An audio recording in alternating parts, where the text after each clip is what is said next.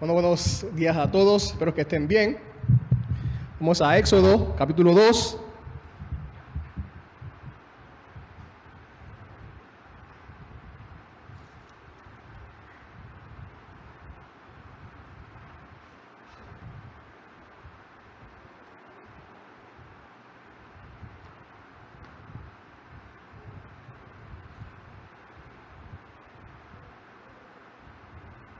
Versículos del 11 al 25.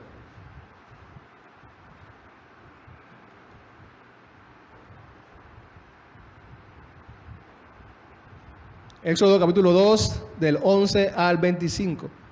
Hoy terminamos esta sección del capítulo 2, si Dios lo permite. Así que me acompañan allí desde sus asientos y con sus vistas, siguiéndome. Dice: en aquellos días, crecido ya Moisés, salió a donde sus hermanos y vio sus duros trabajos. Vio a un egipcio golpeando a un hebreo, a uno de sus hermanos. Entonces miró alrededor y cuando vio que no había nadie, mató al egipcio y lo escondió en la arena. Al día siguiente salió y vio a dos hebreos que reñían y dijo al culpable: ¿por qué golpeas a tu compañero? ¿Quién te ha puesto de príncipe o de juez sobre nosotros? Le respondió el culpable. ¿Estás pensando matarme como mataste al egipcio? Entonces Moisés tuvo miedo y dijo: ciertamente se ha divulgado lo sucedido. Al enterarse Faraón de lo que había pasado, trató de matar a Moisés. Pero Moisés huyó de la presencia de Faraón y se fue a vivir a la tierra de Madián, y allí se sentó junto a un pozo. Y el sacerdote de Madián tenía 7 hijas, las cuales fueron a sacar agua y llenaron las pilas para dar de beber al rebaño de su padre. Entonces vinieron unos pastores y las echaron de allí, pero Moisés se levantó y las defendió y dio de beber a su rebaño. Cuando ellas volvieron a Reuel, su padre, este les preguntó: ¿por qué han vuelto tan pronto hoy? Un egipcio nos ha librado de la mano de los pastores, respondieron ellas. Y además nos sacó agua y dio de beber al rebaño. Y Reuel dijo a sus hijas: ¿y dónde está? ¿Por qué han dejado al hombre? Invítanlo a que coma algo. Moisés accedió a morar con aquel hombre y este le dio a su hija Séfora por mujer a Moisés. Ella dio a luz un hijo y Moisés le puso por nombre Gersón, porque dijo: peregrino soy en tierra extranjera. Pasado mucho tiempo, murió el rey de Egipto. Los israelitas gemían a causa de la servidumbre y clamaron. Su clamor subió a Dios a causa de su servidumbre. Dios oyó su gemido y se acordó de su pacto con Abraham, Isaac y Jacob. Dios miró a los israelitas y los tuvo en cuenta. El título para hoy es El camino a la salvación. El camino a la salvación. La semana pasada fuimos testigos del nacimiento y el cuidado providencial del libertador de Israel. Ustedes se acordarán los versículos del 1 al 10 del capítulo 2. Así que todo parece, según nosotros, ir hasta ahora, hasta este momento, viento en popa. Si no hubiéramos leído la sección, o si no hubiéramos sabido de la sección que acabamos de leer, pensaríamos muy positivos. Pensaríamos algo así como: bueno, solo falta que ahora Moisés crezca, organiza a los hebreos, se enfrenta a los egipcios y en 3 días más o menos, con la ayuda de Dios, saldrán camino a Canaán. Pero no pasó eso. Moisés necesita aprender el camino de la salvación, el camino de la salvación a la manera de Dios. Nosotros también necesitamos aprenderlo.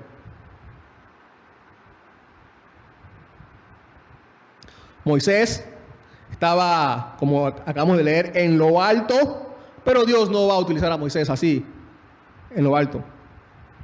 No hay otro camino a la salvación sino el camino de la humillación. Dice Zacarías 9:9. Regocíjate sobremanera, hija de Sión. Da voces de júbilo, hija de Jerusalén. Tu rey viene a ti justo y dotado de salvación, capacitado para salvarte. ¿Pero cómo viene? Humilde,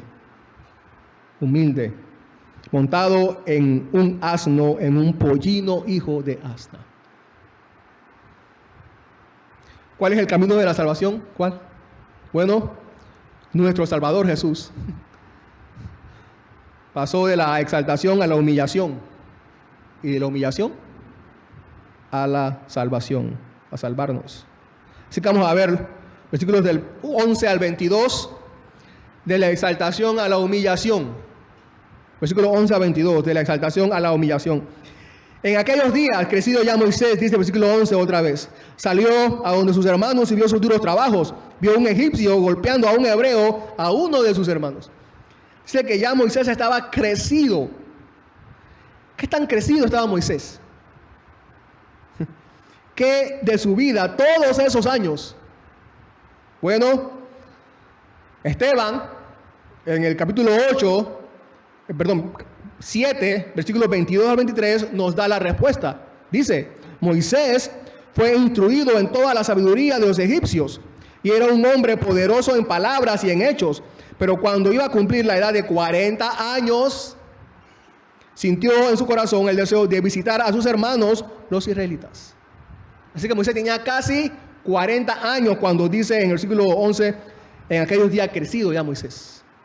Casi 40 años. 40 años habían pasado.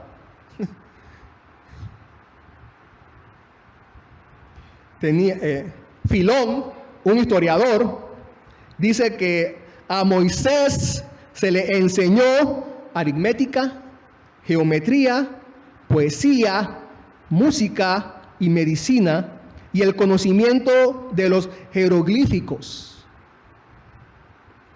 La Biblia nos habla y resalta la gran sabiduría egipcia. Miren lo que dice Primero de Reyes,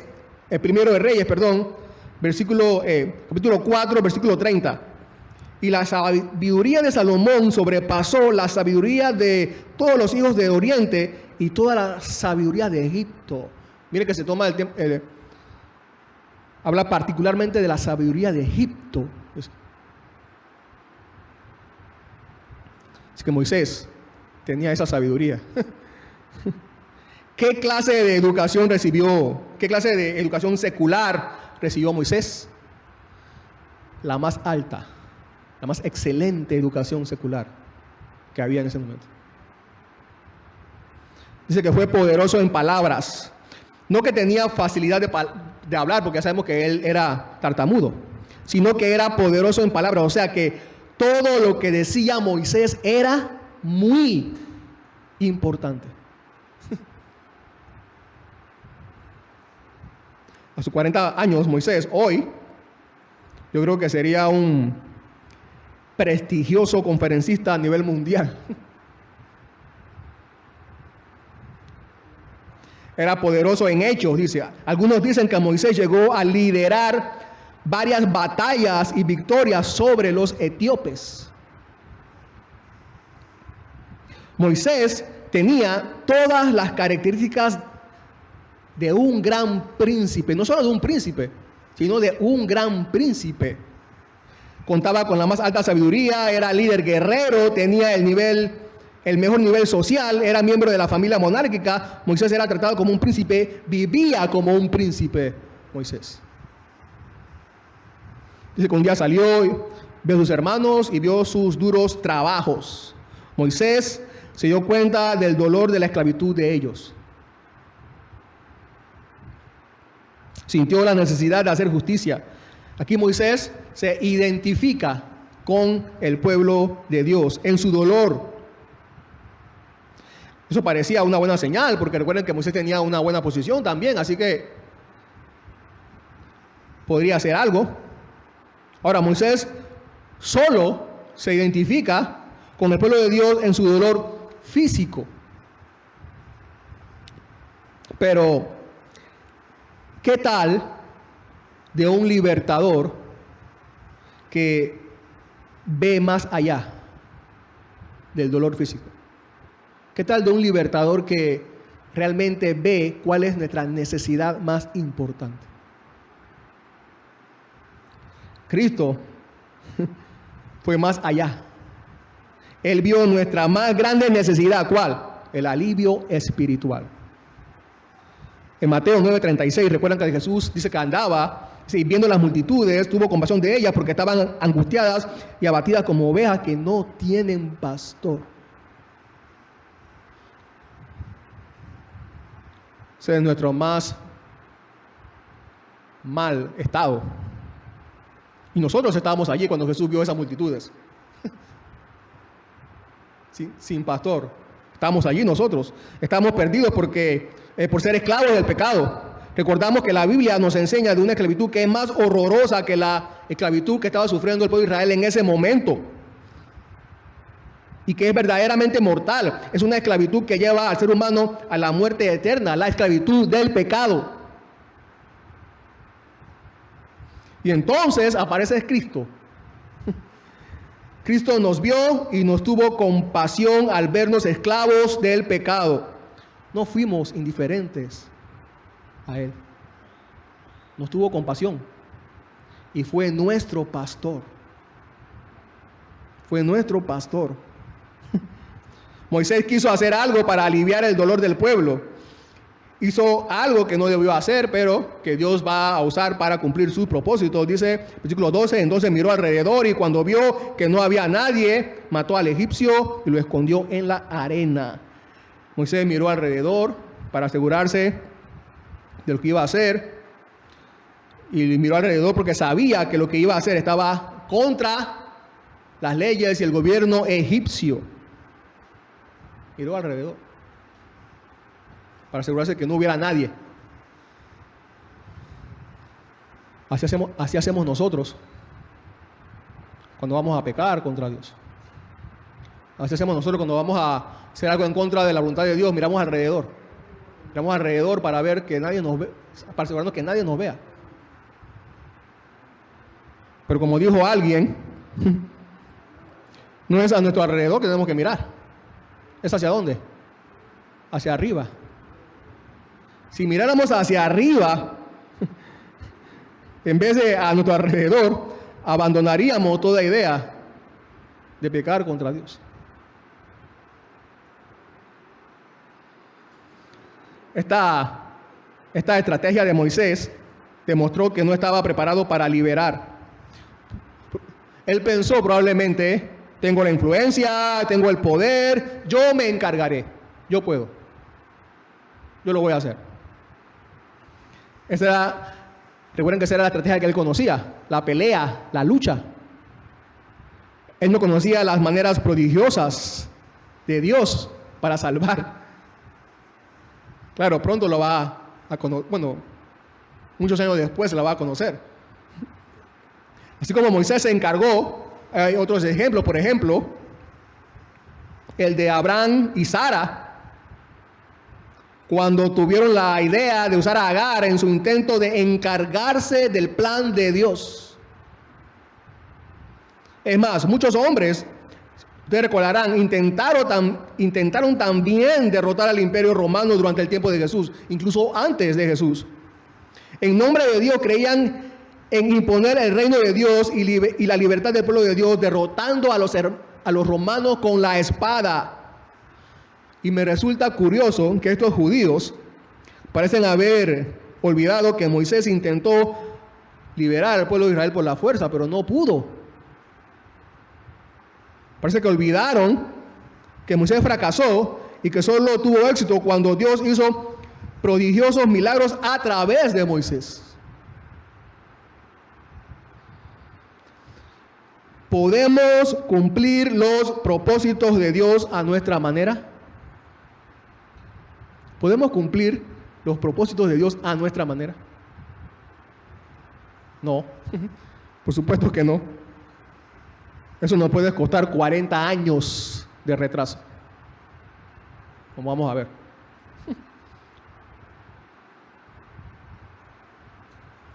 Al día siguiente, versículos 13 y 14, salió y vio dos hebreos que reñían y dijo al culpable: ¿por qué golpeas a tu compañero? ¿Quién te ha puesto de príncipe o juez sobre nosotros? Le respondió el culpable: ¿estás pensando matarme como mataste al egipcio? Entonces Moisés tuvo miedo y dijo: ciertamente se ha divulgado lo sucedido. No parece que Moisés aquí haya querido actuar con autoritarismo sobre ellos, sino que quería exhortarlos y persuadirlos a la paz como hermanos. Muy probablemente había comenzado ya su campaña de liberación y quiso ganar amigos y fortalecer la unidad del pueblo, pero le contestaron: ¿quién te ha puesto de príncipe o juez? ¿Piensas matarme como mataste al egipcio? El hombre le habló así porque sabía lo que había visto, lo que Moisés había hecho. Y en otras palabras le dijo: no te metas, yo sé lo que tú hiciste, yo vi lo que tú hiciste, y tú no eres quien para hablar acerca de paz o unidad. Al parecer, Moisés no se aseguró realmente que nadie lo viera. Saben, hermanos, nuestro comportamiento como hijos de Dios delante de los demás es importante. Lo sabemos, ¿no es así?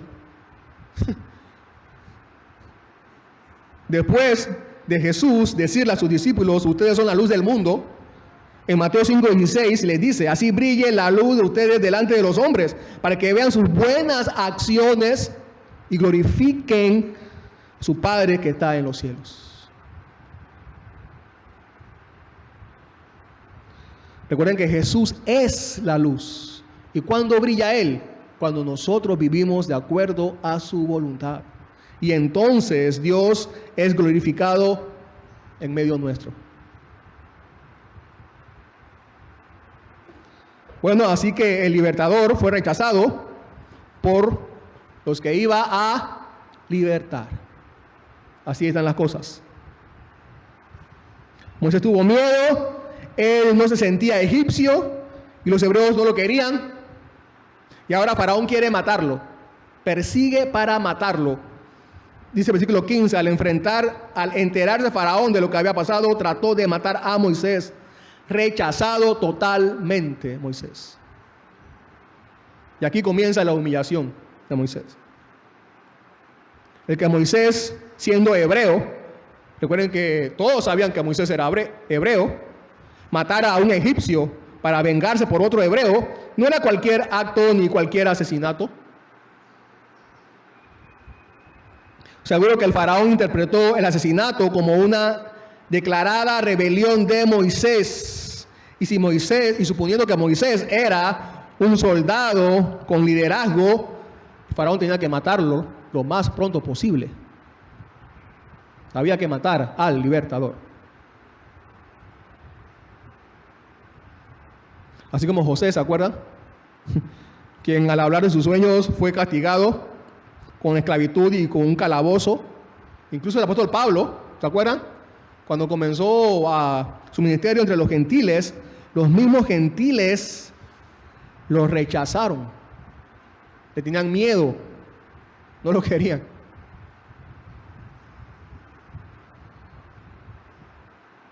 Pero a pesar del rechazo de ellos y de otros más, todos ellos cumplieron la voluntad de Dios, anunciando así también la obra del verdadero libertador, la obra de Cristo, que también fue rechazado, pero a pesar también de su rechazo, cumplió la voluntad de Dios. ¿Cuántas veces no le tiraron piedra a Jesús para matarlo? Su propio pueblo.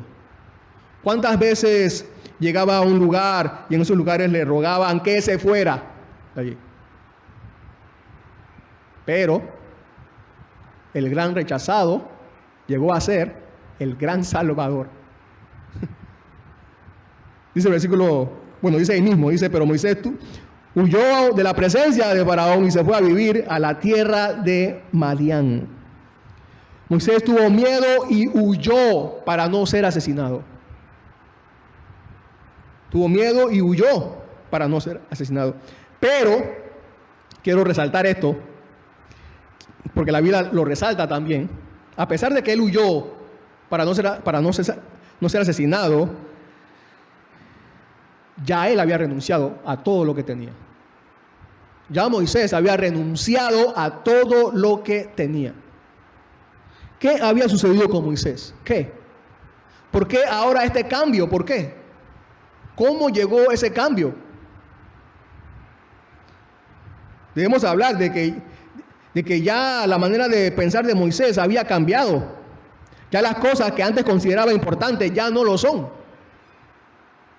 Aparentemente, Moisés estaba cómodo con la cultura egipcia, pero un día ya no soportó más y quería ser parte del pueblo hebreo. Él sabía que ese era su pueblo. El escritor de Hebreos nos explica qué había sucedido con Moisés. Hebreos 11, 24 al 26.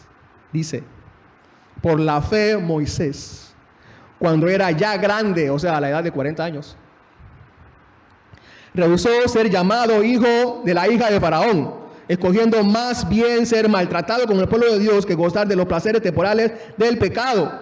Consideró como mayores riquezas el oprobio de Cristo que los tesoros de Egipto, porque tenía la mirada puesta en la recompensa. Eso era lo que había sucedido con Moisés. Había cambiado su vida. Dios había cambiado su vida. Muy seguramente su madre, la verdadera madre, en esos primeros años, ¿se acuerdan? Cuando comenzó a criarlo, quizás unos 8 años o más, un poco más, le enseñó a Moisés sobre el verdadero Dios y las promesas de Dios para su pueblo. Esa fe estaba allí dormida en esos 40 años en Moisés. Y un día Dios despertó esa fe de Moisés. Así que Moisés escogió el maltrato a los placeres de este mundo. Moisés escogió el oprobio de Cristo, el sufrimiento de Cristo, a las riquezas de este mundo. Él renunció a todo eso. Renunció. Por la promesa de Cristo, del Mesías Salvador. Alguien, se lo quiero leer, lo dice así de esta manera, también poniendo ejemplos de otros que también sacrificaron sus vidas, se humillaron para servir a los demás. Dice así: ¿qué fue sino lástima por la miseria humana lo que hizo que John Howard dejara un hogar confortable para respirar la atmósfera nauseabunda de las prisiones? ¿Qué fue sino lástima por la miseria humana la que envió a David Livingstone directamente de los esplendores y triunfos de una temporada de Londres a enfrentarse a los abrasadores yermos de África y a morir sin hogar, sin esposa, sin hijos en una choza? Es el mismo espíritu de autosacrificio por Cristo, que es el motor más potente del bien en todo el mundo. Solo ese espíritu es adecuado para elevar nuestras vidas de su vulgaridad y sensualismo y para colocarnos al lado de los que prefirieron sufrir aflicción con el pueblo de Dios para disfrutar de placeres del pecado por un tiempo. ¿De dónde vino ese espíritu? ¿De dónde vino ese espíritu? ¿No vino de Cristo? ¿No hizo Cristo por nosotros los hombres el sacrificio más infinito? Dice: sigamos sus pasos, llevando su cruz. Así lo hizo Moisés. Y como lo han hecho todos sus siervos, tratando de escapar del placer falso, mundano y sensual, al alto servicio de los santos de Dios.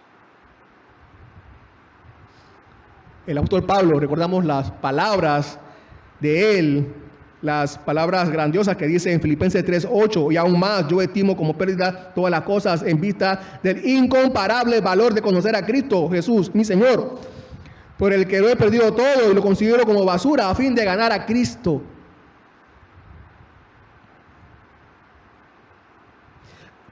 Ahora te pregunto, ¿qué prefieres tú? ¿Qué prefieres tú?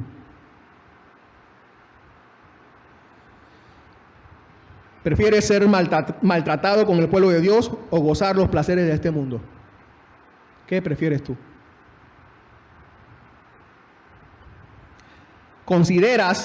¿Qué consideras mayores riquezas? ¿Las riquezas de este mundo o los sufrimientos de Cristo?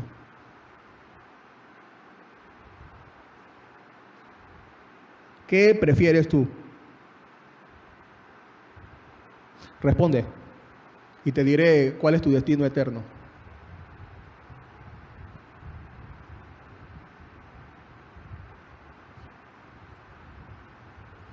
Dice que se fue a vivir a Madián. Moisés llegó hasta Madián. Hermano, eso queda muy lejos. Muy lejos. Moisés corrió y llegó hasta Madián allí. Y por la providencia de Dios, como leímos ya y como vamos a ver más adelante, se quedó en Madián por lo que sucedió con las hijas de Reuel, ¿no? Y se quedó allí. Pero si no hubiera sido por eso, por esa providencia de Dios, muy probablemente Moisés hubiera seguido. ¿Saben? Espero no haberme equivocado, pero según el mapa que vi, ¿dónde quedaría Madián el día de hoy? Entre Egipto y Madián hay 2.600 kilómetros. ¿Saben? Eso es bastante. De Panamá a Perú hay 2.100 kilómetros.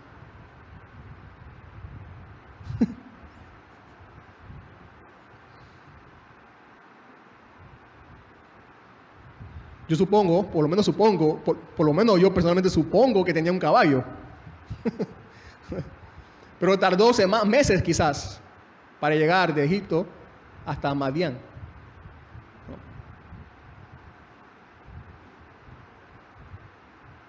Los madianitas también eran conocidos como ismaelitas, pues descendían de Israel, hijo de Abraham. Posiblemente ellos tenían conocimiento del Dios verdadero, pero también posiblemente adoraban a otros dioses paganos. Más que todo, adoraban a dioses paganos. ¿No? Moisés, bueno, versículo 15, 16, 17, se queda a vivir allí. Moisés defiende a las hijas del sacerdote de Madián. Tenía pura hija, no tenía ningún hijo. Este era Reuel, es el mismo que más adelante se conoce como Jetro. ¿Se acuerdan? Jetro quizás es más un título que un nombre. Y se parece mucho a la historia, ¿no? De esto de cuando que Moisés llega y defiende a las mujeres y saca el agua para el rebaño. Se parece mucho a qué historia.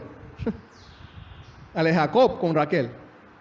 Y se parece mucho porque era muy común que los pastores abusaran de las pastoras.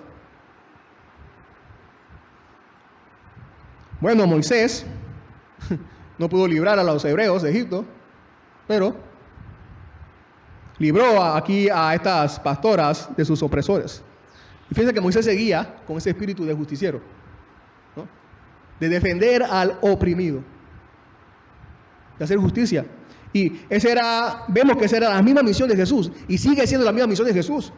Lucas 4:16 en adelante dice: Jesús llegó a Nazaret, donde había sido criado, y según su costumbre entró a la sinagoga al día de reposo y se levantó a leer. Leyeron el libro del profeta Isaías, y abriendo el libro halló el lugar donde estaba escrito: el Espíritu del Señor está sobre mí, porque me ha ungido para anunciar el evangelio a los pobres. Me ha enviado para proclamar libertad a los cautivos y la recuperación de la vista a los ciegos, para poner en libertad a los oprimidos. Esa era la misión de Cristo. Para proclamar el año favorable del Señor. Cerrando el libro, lo devolvió al asistente y se sentó, y los ojos de todos en la sinagoga estaban fijos en él, y comenzó a decirle: hoy se ha cumplido esta escritura que han oído.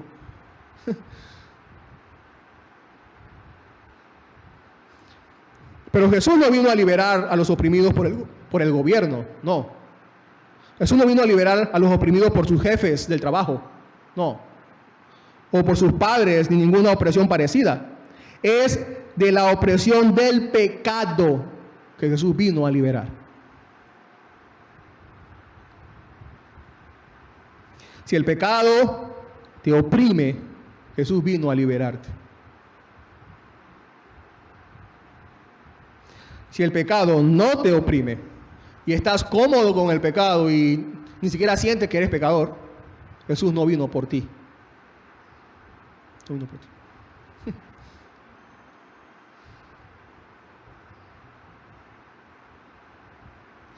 ¿Estás oprimido? ¿Estás tú oprimido por la esclavitud del pecado?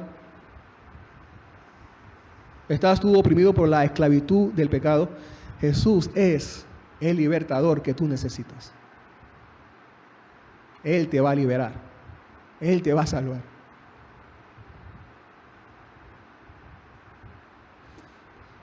Cuando ellas volvieron a Reuel, su padre, este le preguntó, ¿por qué han vuelto tan pronto? Claro, porque estaba acostumbrado a que ellas llegaran tarde porque los pastores no la dejaban apacentar o beber agua a su rebaño. Un egipcio nos ha librado de mano de los pastores, respondieron ellas, y además nos sacó agua y dio de beber al rebaño. Un egipcio, ¿se dan cuenta? ¿Se imaginan la apariencia de Moisés? Tenía todo el aspecto de un egipcio, Moisés. Y lo que me sorprende es que aún después de un largo viaje, tenía la apariencia de un egipcio. Tenía la ropa de un egipcio, tenía los zapatos de un egipcio, el corte egipcio, corte de cabello egipcio. ¿Por qué? Bueno, la Biblia no dice por qué, de tanto tiempo. Quizás sea porque él creía que esa apariencia le daría más protección. Recuerde que Egipto era la nación más poderosa. ¿Y quién no respetaba a los egipcios entonces? Podría ser. Pero todos estamos de acuerdo, por lo que ya hemos leído, que es en Madián donde todo rastro de orgullo de Moisés será eliminado, desaparecerá en Madián.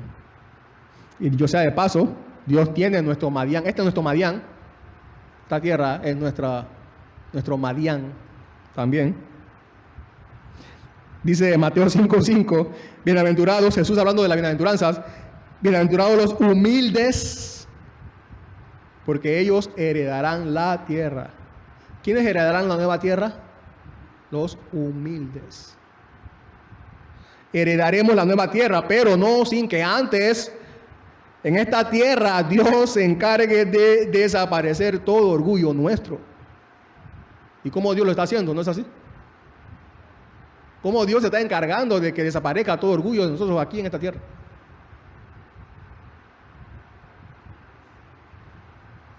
Versículo 20-22, Moisés se quedó otra vez ahí a vivir, se quedó a vivir en Madián, se casó con Séfora, tuvo un hijo. Hasta ahora, del versículo 20 al 22, pasaron muchos años, 40 como vamos a ver. Al hijo le puso por nombre Gersón, porque dijo, peregrino soy en tierra extranjera. Peregrino soy en tierra extranjera. O sea, un total desconocido sin importancia. Moisés. De príncipe en Egipto a ser un total desconocido sin importancia en Madián. Toda la sabiduría de Egipto, de los egipcios, no habrían calificado a Moisés para su misión futura. La misma o la simple sabiduría y el conocimiento humanos, por más valiosos que sean en sí mismos, nunca pueden constituir a nadie en un siervo de Dios, ni equiparlo para ninguna sección del servicio a Dios. 40 años de exaltación requieren 40 años en el desierto para conseguir el carácter que Dios desea de Moisés.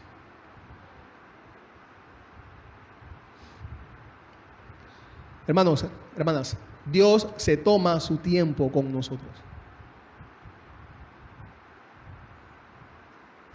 La santificación no es un evento, es un proceso. Y hay muchos cristianos que están confundidos con esto. Muchos vienen al templo para que un domingo, en unos minutos, el pastor ponga su mano en su cabeza y haga una super oración que los convierta en super cristianos. No es así. No es así. Es un proceso. Dios no nos hace humildes en un evento, sino a través de un proceso. ¿Cuál? El de la santificación. Para que alcancemos la plena salvación. Muchos años después, en Números 12, 13, hablando de Moisés, dice, el mismo Moisés dice, Moisés era un hombre muy humilde, más que cualquier otro sobre la superficie de la tierra, después de más de 40 años.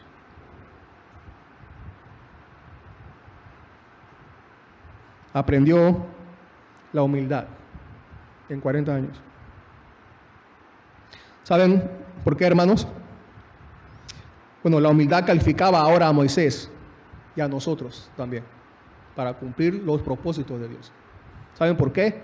Porque es que sin humillación no hay salvación. No hubo otro camino para el Cristo Salvador. Tenía que humillarse haciéndose hombre para salvarnos. No había otro camino. El Hijo de Dios en gloria, el Hijo, mucho más que Moisés, sin comparación alguna. Todo fue creado por Él, por medio de Él y para Él. Él es la imagen de Dios. Pero no se aferró a los derechos que tenía al ser igual a Dios. Se humilló y se hizo hombre. Hebreos 12:2 dice que Jesús es el autor y consumador de la fe, quien por el gozo puesto delante de Él soportó la cruz, despreciando la vergüenza. O sea, que no le importó la vergüenza. Y se humilló en una cruz. Otra versión dice, y aceptó la humillación como si no fuera nada. Del esplendoroso cielo, del glorioso cielo, a la muerte vergonzosa en una cruz. Moisés tuvo que ser humillado, pero Jesús se humilló a sí mismo para salvarnos. El Evangelio de Cristo es el resultado de la humillación de Cristo. Entonces, de la humillación a la salvación. Versículos 23 al 25. Primero vimos de la exaltación a la humillación y ahora sí, listos, de la humillación a la salvación. Pasado mucho tiempo murió el rey de Egipto. Los israelitas gemían a causa de la servidumbre y clamaron. Su clamor siguió a Dios a causa de su servidumbre.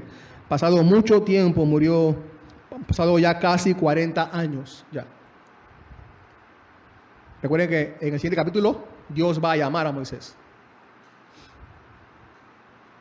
La esclavitud narrada en el capítulo 1 y la que hace 40 años Moisés había dejado continuaba.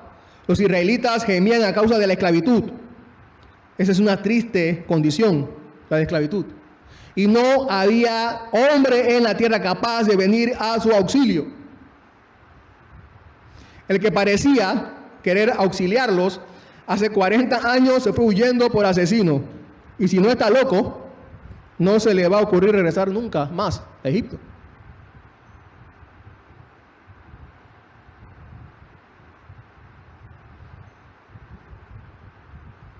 Así que solo quedaba alguien, Dios. Dios. Aunque en esta última sección, no sé si lo notaron, la palabra Dios, según nuestra versión, aparece 3 veces. En el documento original aparece 4 veces, más que 3 veces. 4 veces aparece. Y dicen los comentaristas que esto es digno de resaltar porque la mención muchas veces de Dios en esta corta sección quiere recalcar la incomparable intervención de Dios para cambiar el destino de los seres humanos. ¿Por qué aparece la mención de Dios tantas veces en esta sección corta? Porque quiere recalcar la incomparable intervención de Dios para cambiar el destino de los seres humanos. Es como si de esta manera resaltamos la obra de Cristo. Así. ¿Quién salva? Cristo. ¿Quién da vida a los muertos? Cristo. ¿Quién es poderoso? Cristo. ¿Quién es bueno? Cristo. ¿Quién viene? Cristo. ¿Quién reina? Cristo. Dios. Cristo.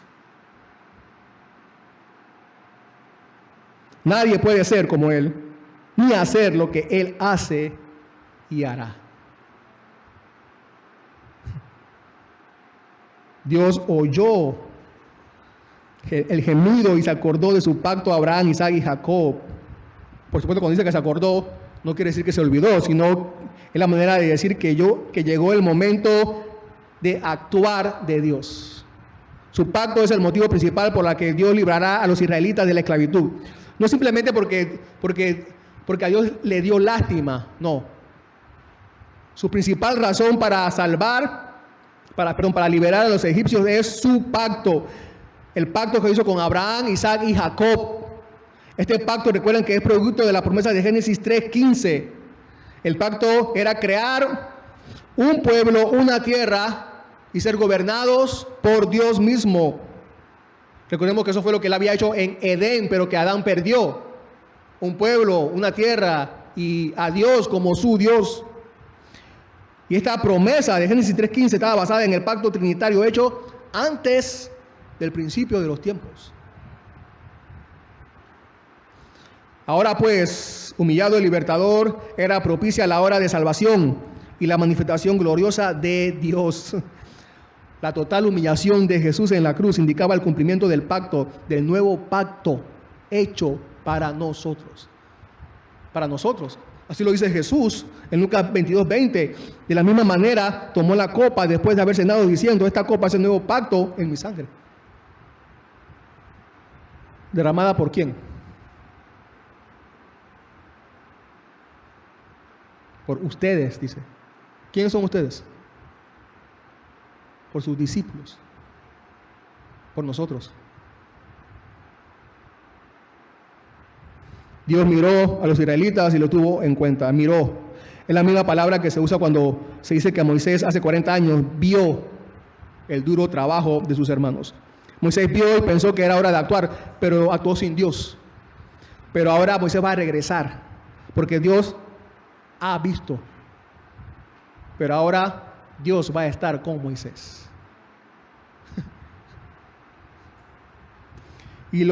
Dice que ahí y los tuvo en cuenta. Hay versiones que dicen y los reconoció. Me gusta más esa traducción. Y los reconoció. ¿Qué reconoció? Que ellos eran el pueblo del pacto.